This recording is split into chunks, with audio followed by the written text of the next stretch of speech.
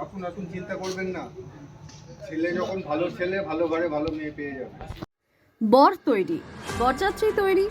শ্বশুর বাড়ি যাওয়ার রাস্তায় জানতে পারলেন কনে ভুয়ো, প্রতারিত হয়েছেন তিনি। আর তারপরে বিয়ে করতে না গিয়ে নিজের সাথে হওয়া অন্যায়ের বিচার চেয়ে থানায় হাজির বর।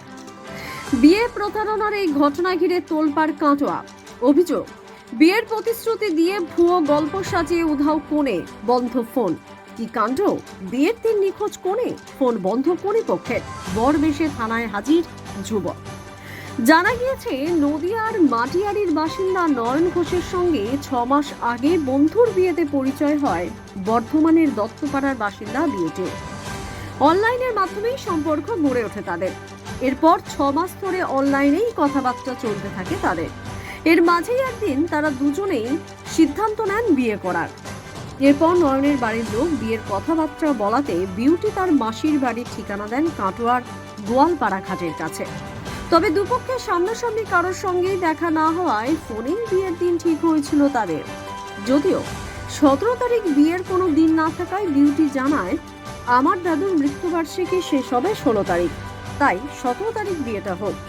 সেই কথা মতো নয়ন রবিবার সন্ধ্যায় বরের বেশে আত্মীয় স্বজন, বন্ধু বান্ধব, পাড়া প্রতিবেশী নিয়ে বাড়ি থেকে বিয়ের আচার অনুষ্ঠান মেনে বের হয়। বরের জন্য নৌকা পাঠানোর কথা ছিল কনে পক্ষের। এরপর গঙ্গার ঘাট পেরোলে ফোন করলে আর যোগাযোগ করা যায় না কনে পক্ষের সঙ্গে। ফোন সুইচ অফ থাকায় সারা দিন কোনো খবর পায় না তারা। বেশ কিছুক্ষণ গঙ্গার ঘাটের কাছে আত্মীয় স্বজন, বন্ধু বান্ধব, পাড়া প্রতিবেশী নিয়ে বর অপেক্ষা করলে কোনো খবর পাওয়া যায়নি কনে পক্ষের। এরপর নয়ন বুঝতে পারেন তিনি প্রতারণার শিকার। অগত্যা নিজের সাথে হওয়া অন্যায় বিচার চেয়ে বর বেশে হাজির হন কাটোয়া থানায়। নয়ন ঘোষের অভিযোগ, বিয়ে করবে না সেটা বললেই হতো, এইরকম করার কি দরকার ছিল? জামাই সাজে থানায় কেন এসেছেন? বিয়ে করতে। হ্যাঁ, কি হয়েছে?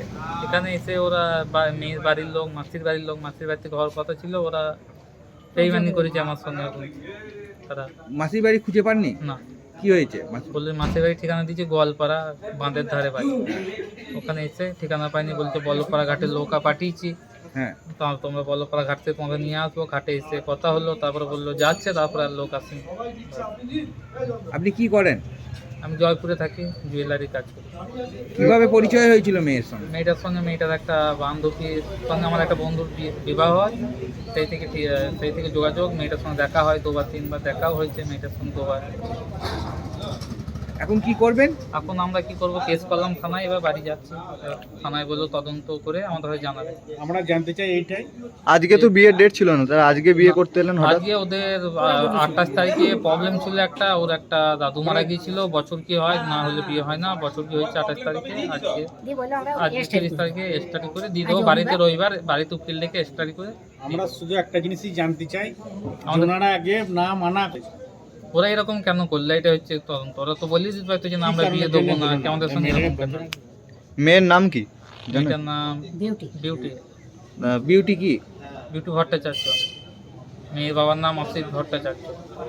তাদের বাড়ি কোথায়? এটা আর বাড়ি বর্ধমান। মেয়ের মায়ের নাম হচ্ছে ব্রাহ্মণদের নয়, আশা জর্দার এমনি। আর এখানে মায়ের নাম আশা, আর বাড়ি বর্ধমান দত্তপাড়া। আর এখানে মাসির বাড়ি আছে কাটোয়া। মিশুর নাম স্বপন ঘোষ। বাজারে সবজির ব্যবসা আছে।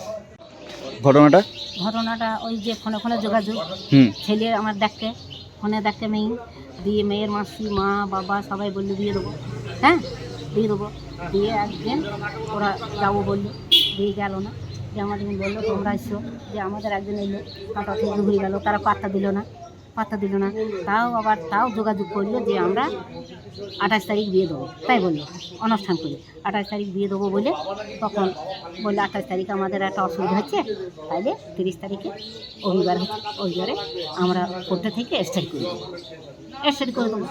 তাইলে এইবার আমরা বাড়ি থেকে নানিমুখ, কপালে হলুদ সব রকম করছি, তোমরা করিয়ে নিয়ে আসো। হ্যাঁ, দিয়ে আমরা ছেলের কপালে হলুদ দিলাম, নানিমুখ করলাম, করিয়ে আমাদেরকে সাজিয়ে কুদিয়ে নিয়ে আসতে হলো। তাই এবার নিয়ে এসে কাটোয়ার বাজার ঘাটে এলাম, গোয়ালপাড়া ঘাটে এলাম। তখন বললো আসো, আমাদের লোক দাঁড়িয়ে আছে।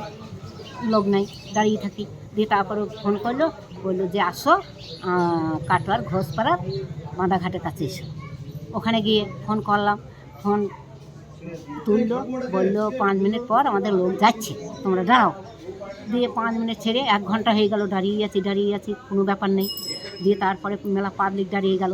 পাবলিককে বললো যে এই ব্যাপার, চলো আমরা ওই কি ডাক্তারের এখানে নাম বললো, বললো ওর কাছে বাড়ি, তাহলে আমরা যাচ্ছি, চলো, এ পাড়ায় নয়, এ পাড়ায় নয়। দিয়ে আমাদের দিয়ে আর আসেনি? হ্যাঁ, মেয়ের বাড়ি থেকে কেউ আসেনি? না, দিয়ে লোক কোনো পাত্তাই নেই। দিয়ে আমাদের এখানে তারা নিয়ে এলো, পাবলিককে নিয়ে এলো ওই ঘোষপাড়া থেকে, পাবলিককে নিয়ে ফোন করে পাওয়া যাচ্ছে না মেয়েদের বাড়িতে? ফোন করি, মেয়েকে সুইচ অফ করে দিই, মেয়ে ফোন কেটে দিয়েছে। তা ছেলে কি বিয়ে করবে বলেই এসেছিল তো? হ্যাঁ, বিয়ে করবো তো সেজে গুজে এসছে। টোপর বিয়ে টোপর করবে। সব নিয়ে পড়ে? হ্যাঁ, বিয়ে করে এসছে। দিয়ে কোনো পাত্তা মেয়ের নেই। বাড়ি কোথায়? মেয়ের বাড়ি বর্ধমান, মাসির বাড়ি থেকে বিয়ে হবে। মেসোর নাম কি? ওর মেয়ের নাম স্বপন ঘোষ। তো এখানে মেসোরা কি বলছে? কোনো পাত্তা দিচ্ছে না এখন, এখন আর পাত্তা দিচ্ছে না, না? এখন ফোনে কোনো যোগাযোগই ঠিক নেই। তাহলে আপনাদের কি অভিযোগ? অভিযোগ তাহলে আমরা কি করব, আমরা এখন বাড়ি যাব, তাহলে মেয়ে যেখানে পাত্তা দিল না, বিয়ে যেখানে হলো না, তাহলে তো আমাদের বাড়ি যেতে হবে। হ্যাঁ, তাইলে এইবার আমাদেরকে থানায় যেখানে ডাক করলো, থানায় এলাম, তাহলে এবার থানায় থেকে যা করার করুক। কি তা করবো? ছেলের নাম কি? ছেলের নাম নয়ন ঘোষ। আপনার ছেলেদের বাড়ি? আমার ছেলেদের বাড়ি হচ্ছে বালডাঙ্গা ফরিদপুর।